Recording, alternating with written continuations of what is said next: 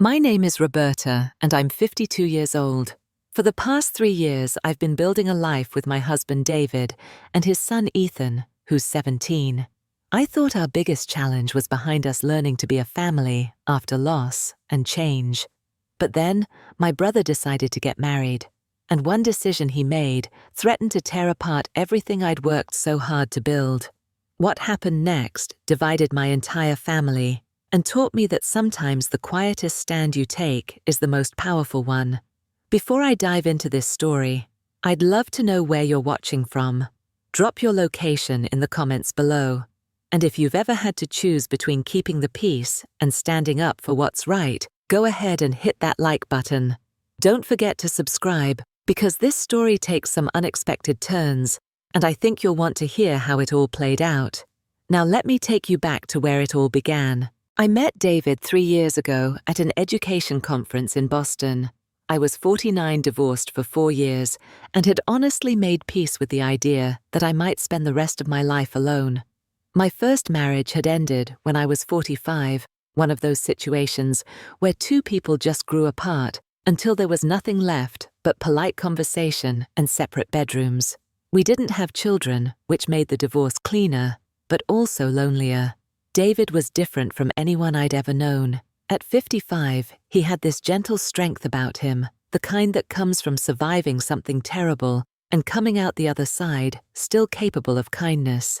His wife had died in a car accident 5 years before we met, leaving him to raise their 14-year-old son alone. When he talked about her during one of our first conversations, I could see the love was still there, but so was the acceptance that life goes on. We fell in love slowly, carefully. David was protective of Ethan, as he should have been, and I respected that. I never tried to rush into their lives or pretend I could replace the mother Ethan had lost. When David and I got married a year after we met, I moved into their home in the suburbs of Worcester, Massachusetts, understanding that I was joining their world, not the other way around. Ethan was difficult at first. Not mean or disrespectful, just closed off. He was a quiet kid who kept his grief locked up tight, and I understood that. I'd taught elementary school for 23 years before retiring early, so I knew something about patience with young people. I didn't push. I just showed up every day, made breakfast, asked about his homework, and gave him space when he needed it. The first real breakthrough came about 6 months after the wedding. Ethan had a paper due for his English class, something about symbolism in To Kill a Mockingbird. He was struggling with it, getting frustrated at the kitchen table, while David was away on a business trip. I walked by, saw him staring at a blank screen, and asked if he wanted help. He looked up at me with those eyes so much like his father's and said, "I don't even know where to start." We spent the next 2 hours talking about the book, about what symbols meant, about how to structure an argument. When we finished, he looked at me and said, "Thanks, Roberta. That actually helped."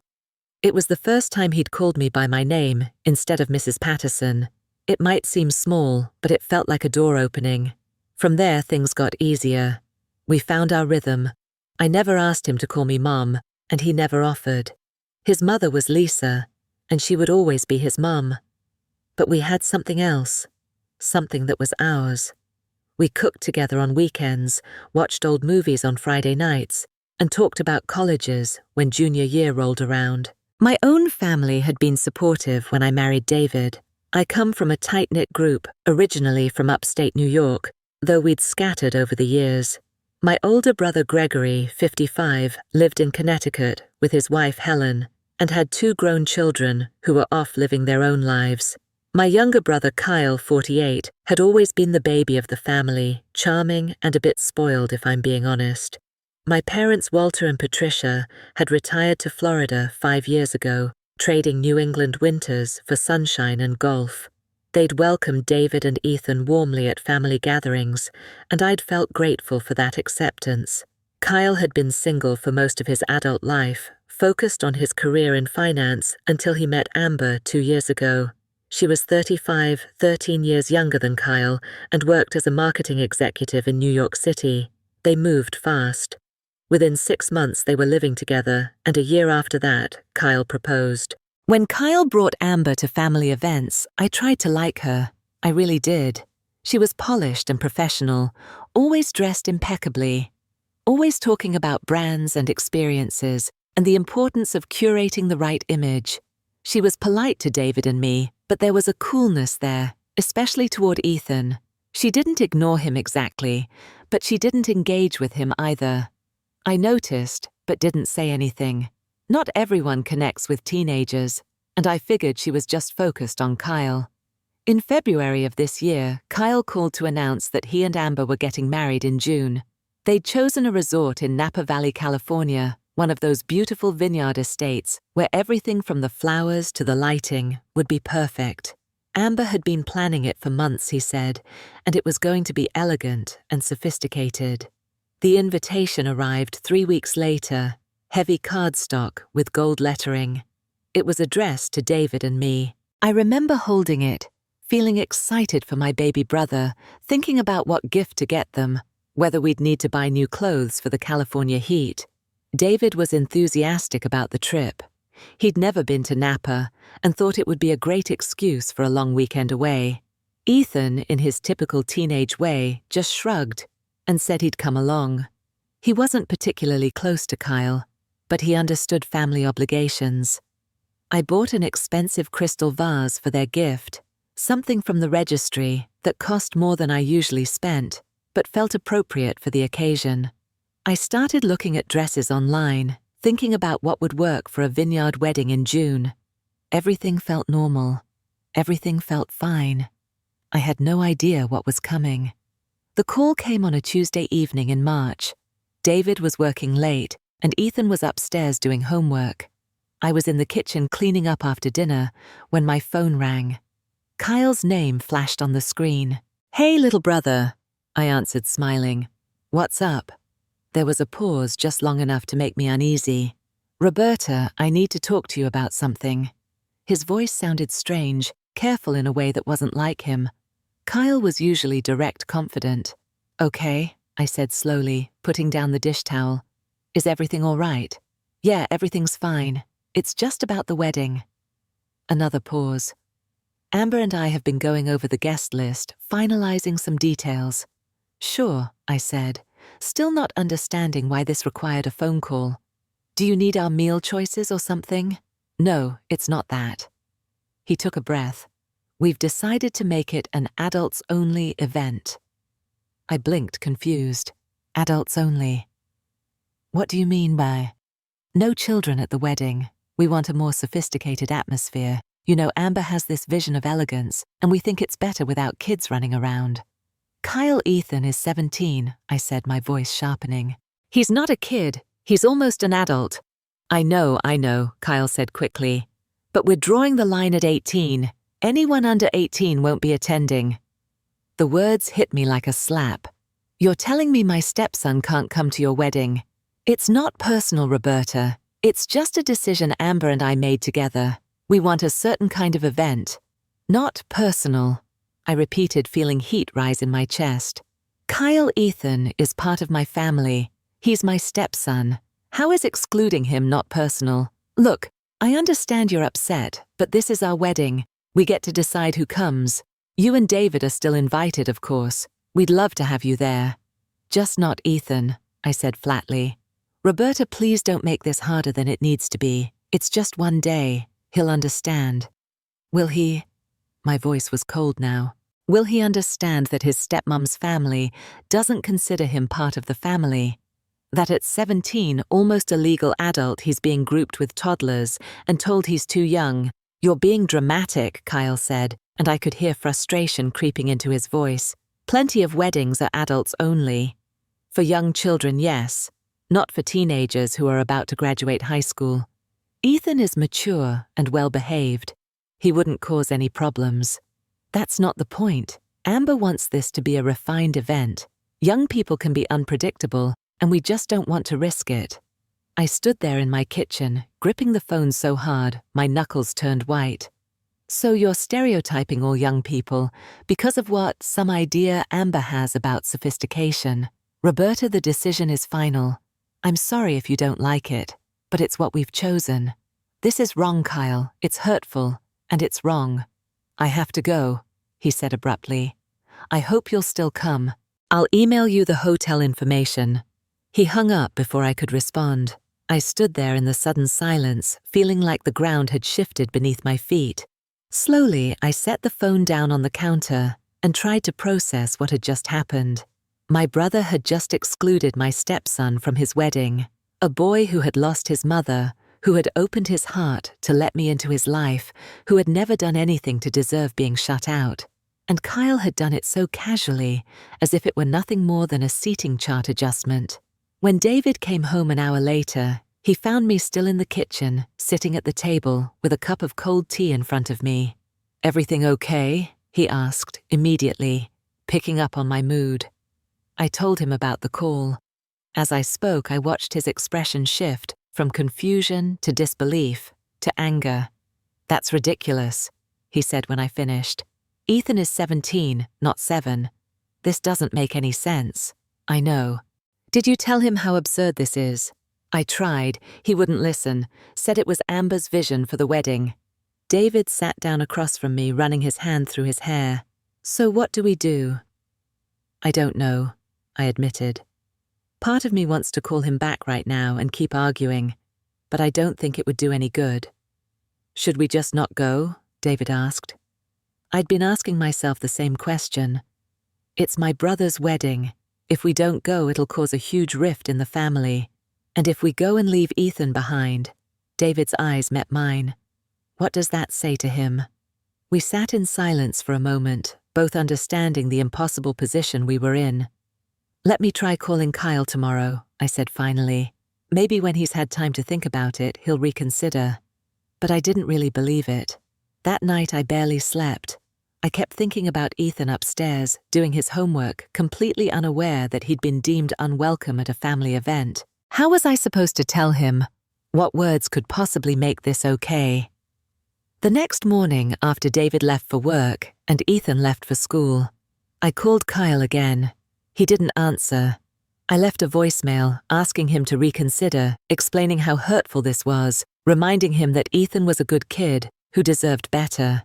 He called back 3 hours later. "Roberta, I got your message. My answer hasn't changed. I'm sorry you're upset, but Amber is very firm about this. It's her wedding day, and I want her to have what she wants." "What about what's right, Kyle? Doesn't that matter?" "I think you're overreacting. It's just a wedding." "No," I said quietly. "It's about family. It's about who we include and who we exclude, and what that says about our values." "I have to go," he said again. "I hope you'll still come." And once again he hung up. I sat there holding the phone, realizing with absolute clarity that my brother wasn't going to change his mind, which meant I had a choice to make. But first, I had to tell Ethan. That afternoon when he came home from school, I called him down to the living room. He came bounding down the stairs, his backpack still on one shoulder, looking curious but not concerned. "What's up, Roberta?" I patted the couch next to me. "Sit down for a minute. I need to talk to you about something." He dropped his backpack and sat, his expression shifting to mild worry. "Is everything okay? Is Dad all right?" "Your dad's fine, everyone's fine. It's about Uncle Kyle's wedding." "Okay, he said, waiting. I took his hand, something I rarely did, and felt him tense slightly at the unusual gesture. "Kyle and Amber have decided to make their wedding adults only. That means anyone under 18 can't attend." I watched his face carefully, seeing the moment understanding hit. His expression didn't change much, just a slight tightening around his eyes, a barely perceptible flinch. "Oh," he said quietly. "So I can't go?" "No, honey, I'm so sorry." "Did I do something wrong?"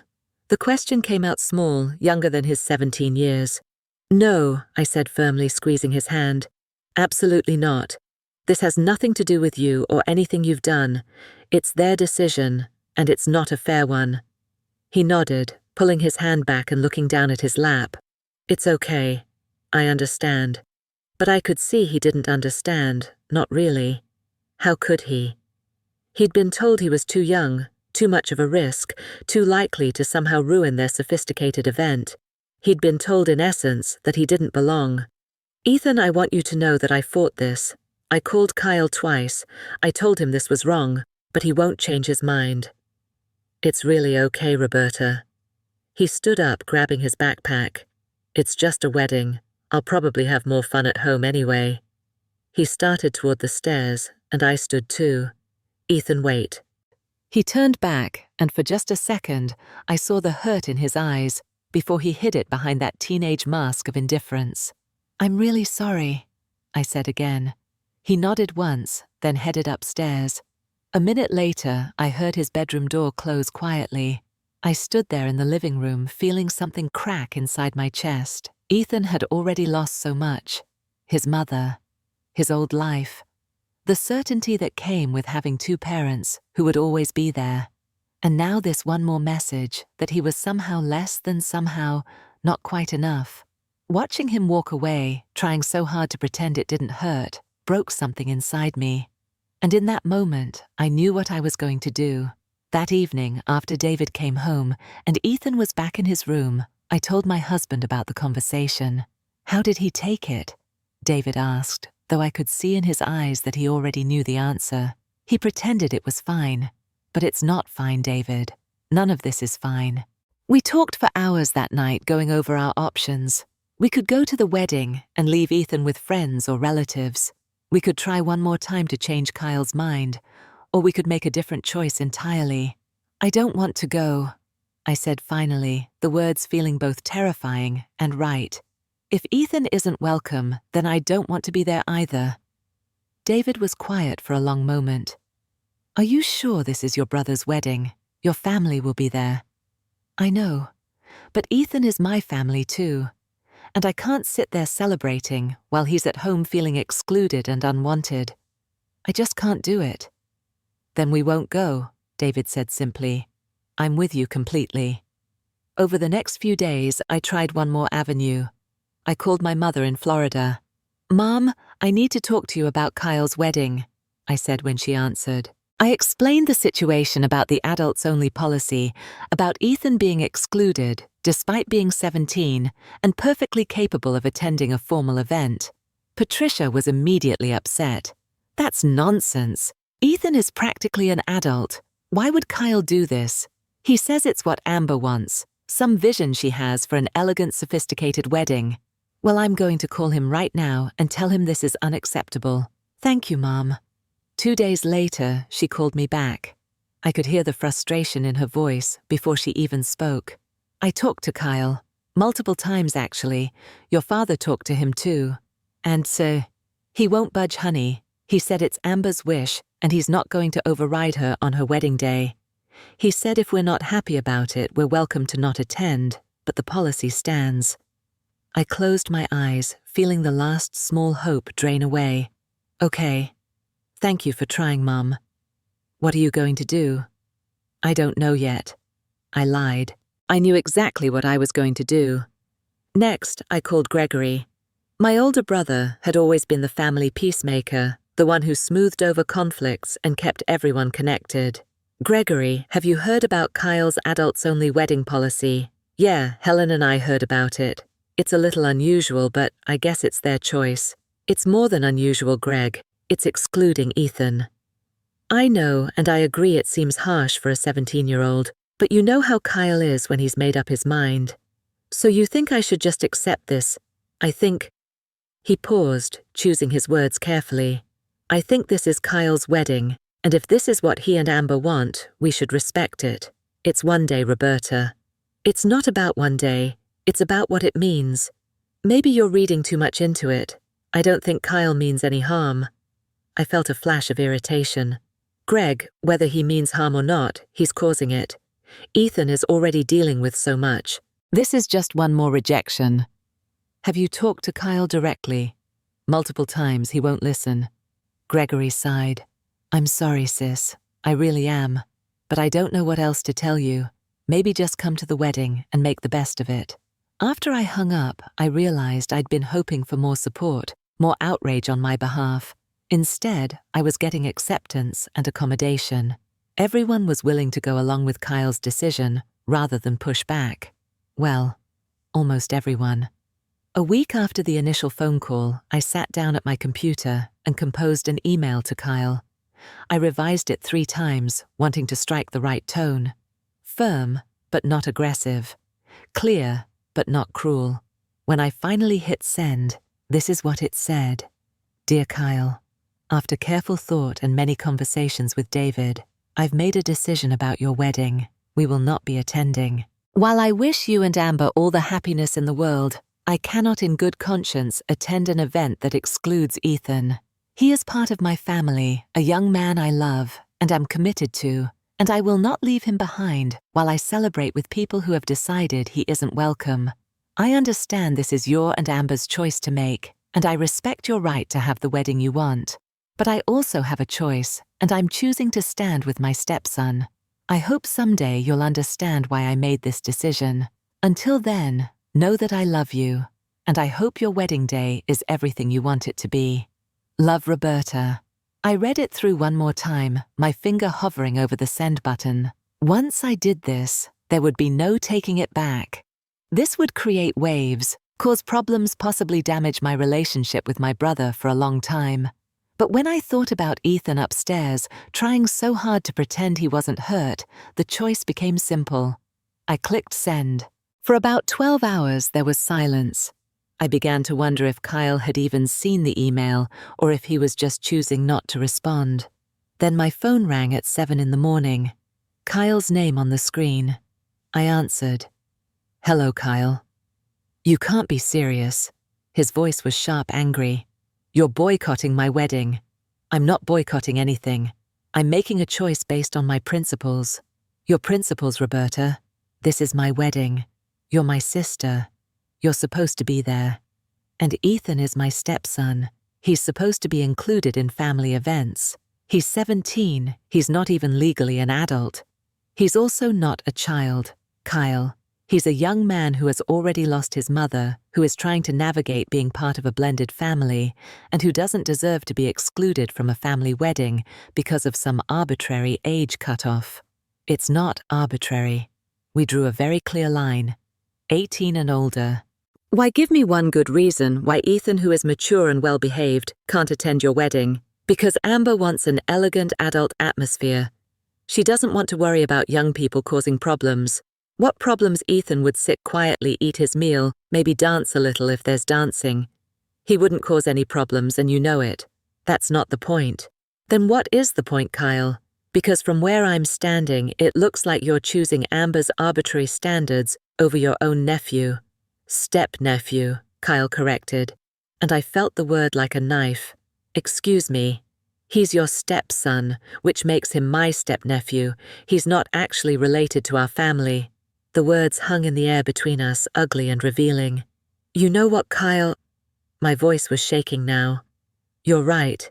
He's not related by blood. But I chose him. I chose to love him and commit to him and make him part of my life. And apparently that means more to me than it does to you. Roberta, you're being ridiculous. Everyone's going to ask where you are. Then tell them the truth. This is emotional blackmail.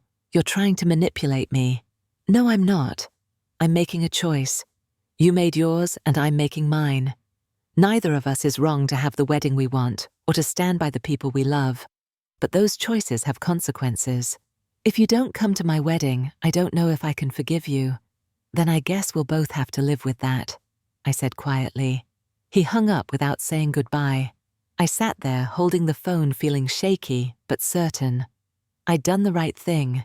I knew I had. But knowing didn't make it hurt any less. Over the next week, my phone became a battlefield. First, Amber called, her voice cold and clipped. Roberta, I don't know what game you're playing, but it's unacceptable.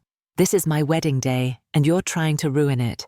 I'm not trying to ruin anything, I said calmly. I'm simply choosing not to attend.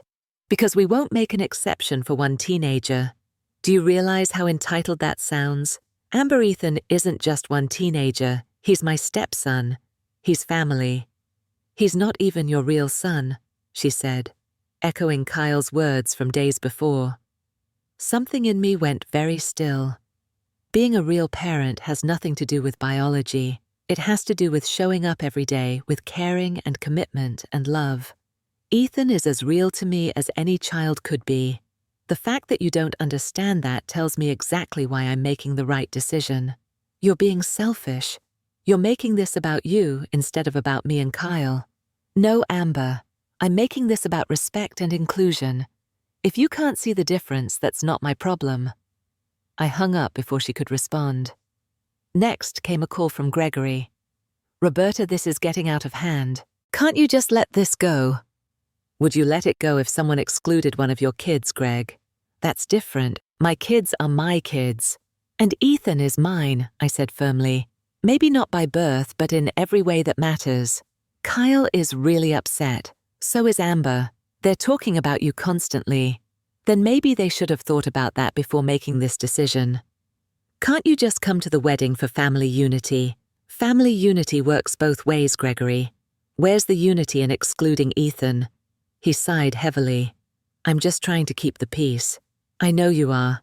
But sometimes keeping the peace means accepting injustice, and I can't do that, not when it comes to Ethan. My mother called next, her voice gentle but worried. Honey, I support you. I want you to know that. But are you prepared for how this might affect your relationship with Kyle? I've thought about it, Mom, and I've decided that my relationship with Ethan matters more than avoiding conflict with Kyle. I understand. Your father and I will be at the wedding, but we'll make sure Kyle knows we don't agree with what he's doing. Thank you, Mom. That means a lot. News of my decision spread through the extended family like wildfire. Cousins I hadn't talked to in months were suddenly calling or messaging. Some supported me. My cousin Linda called and said, if I'd known Ethan was being excluded, I would have reconsidered going too. That's not right. Others thought I was overreacting. My Aunt Beverly sent a long text about how weddings were stressful and I should just support my brother. The family was dividing, and I was at the center of it. Through it all, I kept thinking about Ethan. He knew about the conflict now. It was impossible to hide with my phone ringing constantly, and David and I having long, intense conversations every evening. One night he came downstairs while David and I were in the living room, discussing yet another angry call from Kyle. Roberta, Ethan said quietly, you don't have to do this for me. I looked up at him, this tall, awkward, beautiful boy who had let me into his life despite every reason not to. Yes, I do, I said simply, but it's causing all these problems with your family. You're my family, Ethan, and this is what family does. We stand up for each other. His eyes got shiny and he blinked rapidly. Thank you, he said, his voice rough. David stood and put his arm around his son. We're all in this together, buddy. Ethan nodded, not trusting himself to speak, and went back upstairs. We're doing the right thing, David said to me after he'd gone. I know we are, I replied, but knowing didn't make it any easier.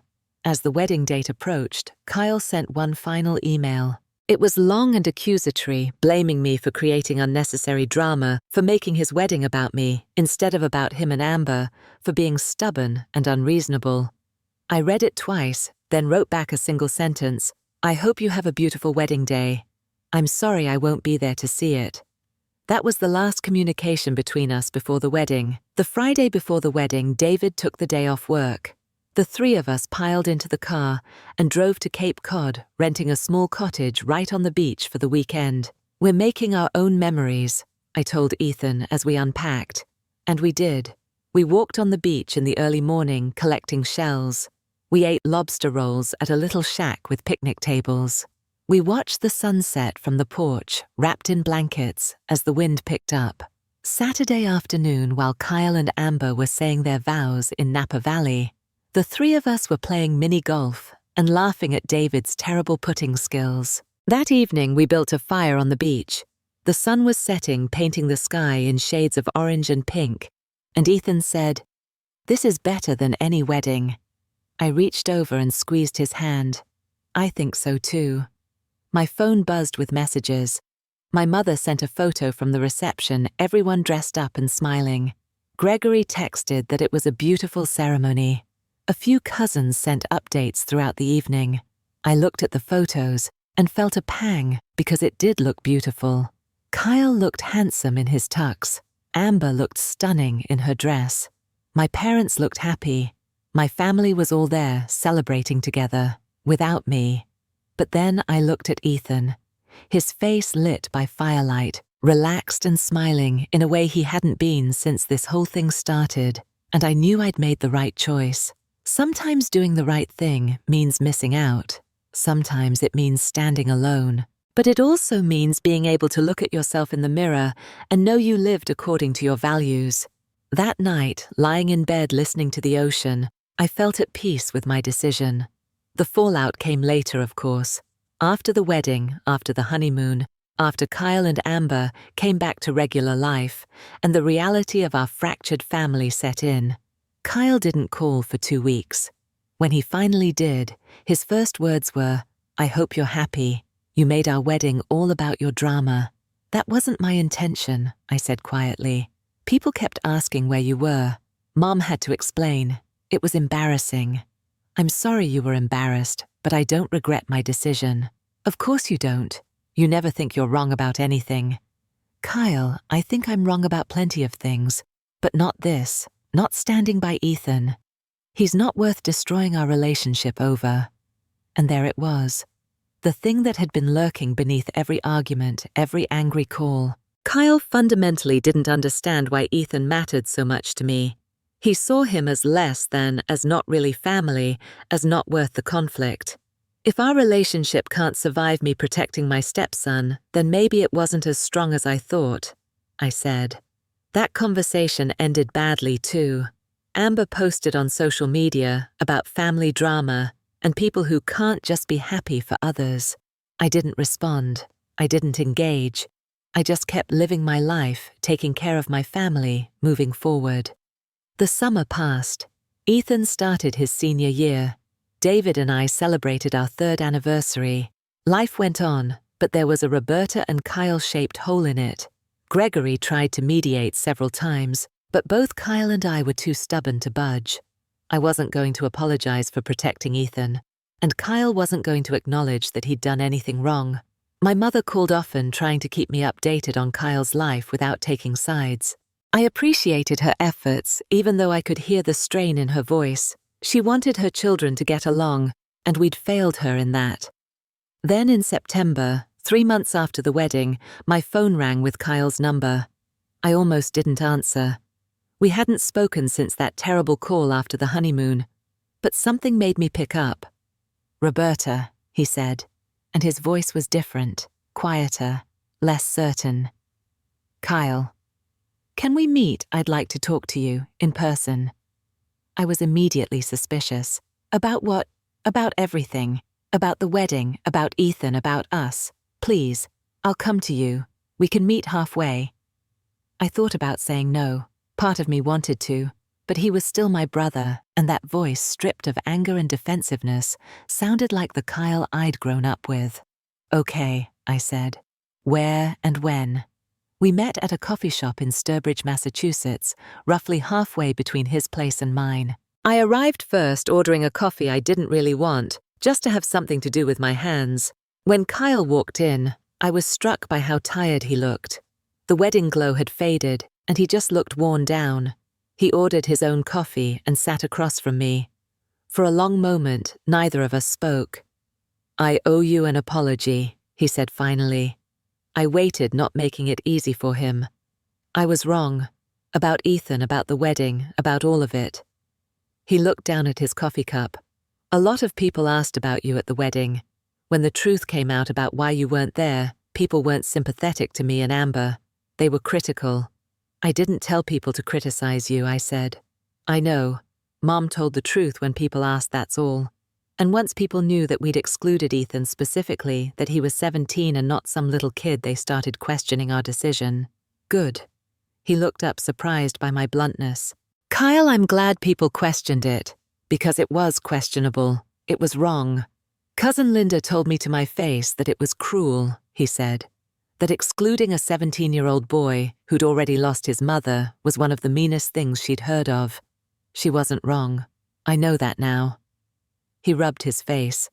"At the time, I was so focused on making Amber happy, on giving her the perfect wedding, that I didn't stop to think about what we were really doing.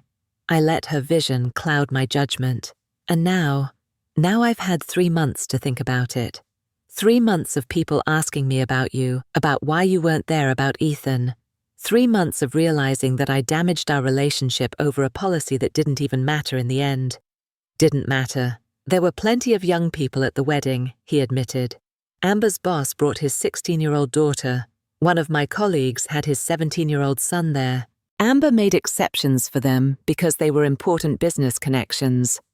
I felt anger flare hot in my chest. So Ethan wasn't important enough for an exception. No, and that was wrong. That was so wrong, Roberta, and I'm sorry. I sat back, studying my brother's face. He looked genuinely remorseful, genuinely ashamed. What about Amber? I asked. Does she feel the same way? Kyle's expression shifted, became uncomfortable. Amber still thinks we were right. She doesn't understand why this became such a big issue. Then you two have some things to work out. I know. He reached across the table, not quite touching my hand, but close. Roberta, I'm sorry. I'm sorry I excluded Ethan. I'm sorry I hurt you. I'm sorry I damaged our relationship over something so stupid. It wasn't stupid to you at the time. No, but it should have been. Ethan didn't deserve that. You didn't deserve that. And I'm asking if you can forgive me. I looked at my little brother sitting across from me with regret written all over his face, and I felt something loosen in my chest. I can forgive you, I said slowly, but I need something from you. Anything. I need you to understand that Ethan is my family. Fully, completely, no qualifications. Not my stepson who doesn't really count. My son in every way that matters except biology. And I need you to treat him that way. Kyle nodded. I will. I promise I will. And if there are future family events, he's included. No exceptions, no age limits, no policies that conveniently exclude him. Agreed. Completely agreed. We sat in silence for a moment, years of closeness and months of anger hanging between us. I missed you, Kyle said quietly. These past months, I missed my sister. I missed you too, I admitted. But I don't regret what I did, Kyle. I'd do it again. I know, and that's part of why I'm apologizing. Because you were right and I was wrong, and it took me too long to see it. We talked for another hour, carefully rebuilding the bridge between us. It wasn't perfect. Things were still fragile, still complicated by the fact that Amber didn't share Kyle's change of heart, but it was a start. When we said goodbye in the parking lot, Kyle hugged me tight. Thank you for standing up for Ethan, he said. He's lucky to have you. I'm lucky to have him, I replied. Things didn't magically fix themselves overnight. Kyle and I were talking again, but carefully, both aware of the cracks in our relationship. Amber remained distant, polite when we saw each other, but never warm. But slowly things improved. Kyle made an effort with Ethan, asking about his college applications, his interests, his plans for the future. It was awkward at first, years of distance, hard to overcome, but the effort was there. In October, my parents came up from Florida for a visit. It was the first time the whole family had been together since the wedding. Gregory and Helen came, Kyle and Amber came, and David, Ethan, and I hosted everyone at our house for dinner. I'd been nervous, unsure how it would go, but Kyle went straight to Ethan when he arrived. Hey, Ethan, he said, extending his hand. I owe you an apology. What I did with the wedding was wrong, and I'm sorry. Ethan, surprised, shook his hand. It's okay, Uncle Kyle. No, it's not, but I'm going to do better. Deal. Deal. Ethan said, a small smile crossing his face. Amber was polite to Ethan but didn't apologize. I'd accepted that she probably never would. Some people can't admit when they're wrong, and that was her burden to carry, not mine. But the important thing was that Ethan was there, included, part of the family gathering. And when we sat down to dinner, when Walter said grace and mentioned how grateful he was to have all his children and grandchildren together, Ethan was counted in that number. After dinner, Patricia pulled me aside in the kitchen. I'm proud of you, she said quietly. What you did wasn't easy, but it was right. I just did what any parent would do. Not any parent, she said. A good parent. A parent who puts their child's well-being above their own comfort. Ethan is lucky to have you. I'm lucky to have him. I said the words I'd spoken to Kyle, now becoming something of a mantra. Later that month, Ethan got his college acceptance letters. He'd applied early decision to Boston University and gotten in. When the letter came, he ran downstairs shouting, waving the envelope in the air. David and I both hugged him, celebrating his achievement. And when Ethan pulled back, he looked at me with shining eyes and said, "Thank you for everything, for making me feel like I matter." "You do matter," I said, my own eyes getting misty. "You matter so much." That night I called Kyle to share the good news. He was genuinely happy, asking questions about Ethan's plans, what he'd be studying, whether he was excited. It wasn't the relationship we'd had before the wedding. That easy, uncomplicated sibling bond was gone, replaced by something more careful, more aware. But it was healing. Slowly, with effort from both of us, it was healing. Thanksgiving came, and this time when we gathered, there was no question about whether Ethan would be there. He sat at the table with everyone else, part of the family, no asterisks or qualifications. As I looked around that table at my parents and siblings, at David and Ethan, at Gregory's family, even at Kyle and Amber, I felt grateful. Not for the easy path, but for the right one. Because the truth is, standing up for what's right isn't always easy. It costs something. It cost me months of not speaking to my brother. It cost me the comfort of family harmony. It cost me the easy choice of just going along to get along. But it also taught me something about myself. It taught me that I was capable of making hard choices when they mattered, that I could be the kind of parent who put her child's dignity above her own comfort, that love wasn't just a feeling, but a series of choices made over and over again. And it taught Ethan that he mattered, that he was worth fighting for, that family wasn't just about who shared your blood, but who chose to show up for you when things got hard. In the end, that lesson was worth everything. Now, almost a year after that terrible phone call from Kyle, I can look back and see the whole picture clearly. The wedding has long passed. Kyle and Amber are settling into married life. Ethan is finishing his senior year, preparing for college in the fall. Our family still has its complications. Amber and I will probably never be close.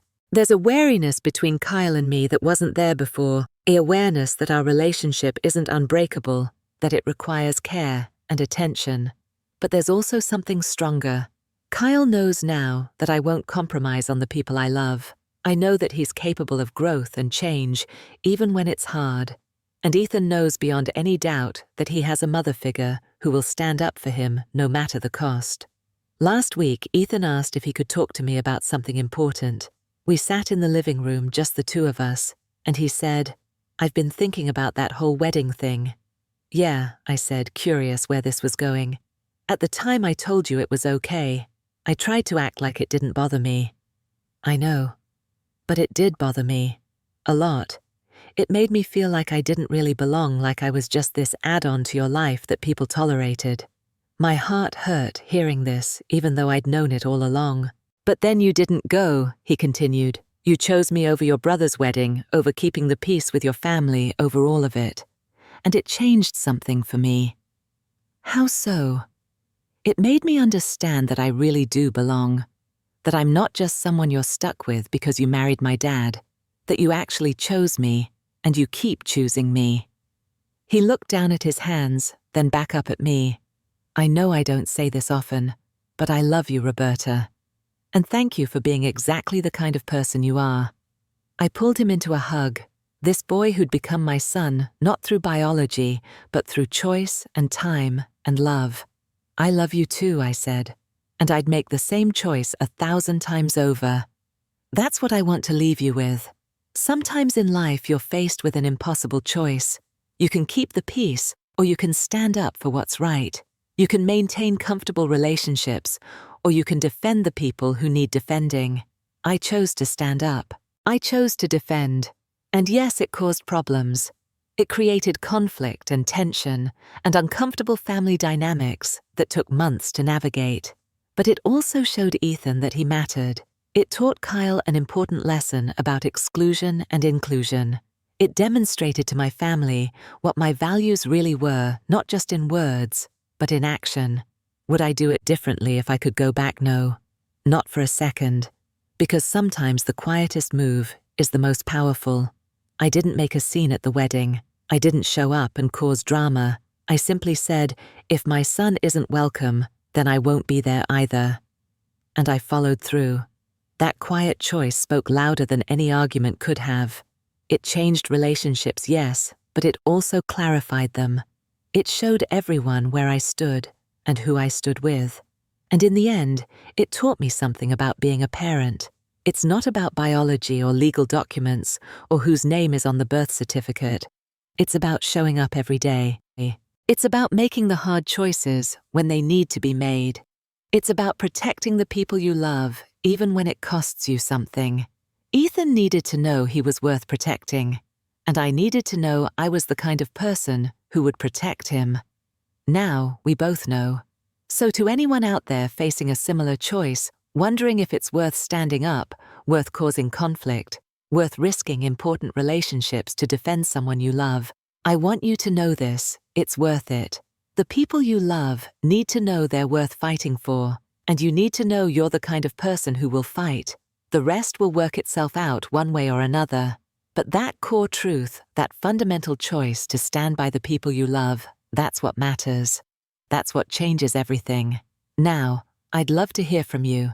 Have you ever had to choose between keeping the peace and standing up for what's right? How did you handle it? Drop your thoughts in the comments below. And if this story resonated with you, if you've ever felt torn between family harmony and doing what's right, please hit that like button and share this with someone who might need to hear it.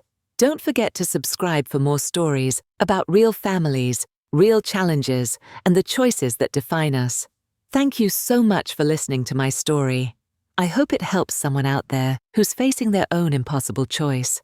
Remember, you're stronger than you think, and the people you love are worth standing up for. Wishing you all the courage to make the hard choices and the peace that comes from knowing you did the right thing. Take care, everyone.